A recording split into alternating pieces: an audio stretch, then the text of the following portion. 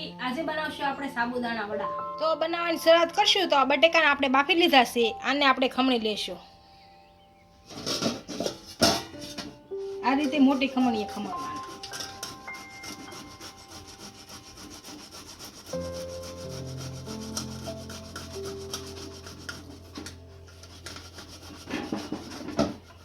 બધા આ રીતે ખમણી લેશું એટલે ગાંઠા ન રહે। જો એમણામ સુંધા હોય તો ગાંઠા રહે પાછા। બટેકા આપણા બધા ખમણાઈ ગયા છે, આની અંદર હવે સાબુદાણા નાખી દઈશું। સાબુદાણાને આપણે સાંજે પલાળી દીધા એટલે બધા પલળી ગયા છે। જો અને 7 થી 8 કલાક પલાળવાના એટલે પલળી જાય બધા સાબુદાણા।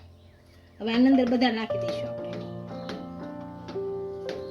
પાણી થોડુંક નાખવાનું એટલે પલળી જાય હારા, છૂટા છૂટા રહે બધા। હવે આની અંદર આપણે શેકેલા સિંગદાણાનો ભૂકો નાખશું। આપણે સાબુદાણા નાખી દીધા છે બધા। હવે કાળા મરીનો પાવડર નાખીશું, મીઠું નાખીશું। જો તમે ફરાળ હાટું બનાવતા હોય તો આ મીઠાની બદલે સિંધો મીઠું પણ નાખી શકો। આ અજમા નાખીશું, લીલા મરચાં અને ધાણા નાખશું લીલા। આને આપણે ભેળવી નાખીશું। હાથે ભેળવશું તો જ તે, કેમ કે સમસે નહીં હરકા ભેળવે।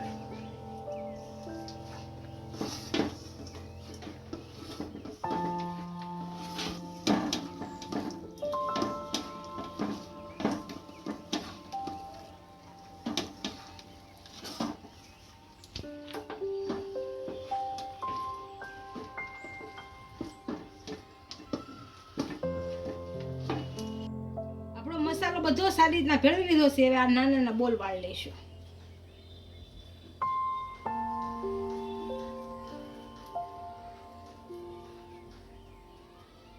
આ રીતના વાળી લઈશું બધાય।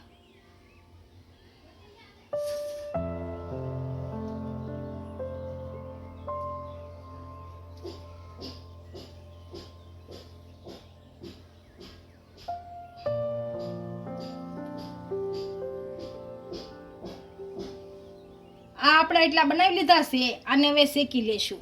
ગબગોટાની લોઢી જે આવે એમાં થોડું થોડું તેલ નાખી અને શેકી લેશું। આમાં આપણે એક એક મૂકી દઈશું।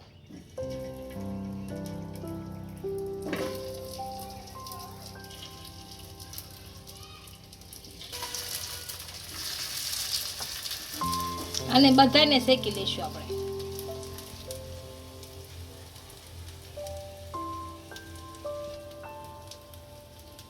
આને આપણે હવે ફેરવી લેશું।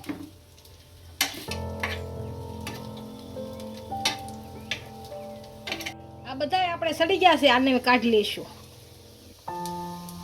આ જ રીતના બધા તળી નાખશું। આપણા સાબુદાણાના વડા તૈયાર થઈ ગયા છે, એને ફરાળી ચટણી સાથે સર્વ કરી લઈશું।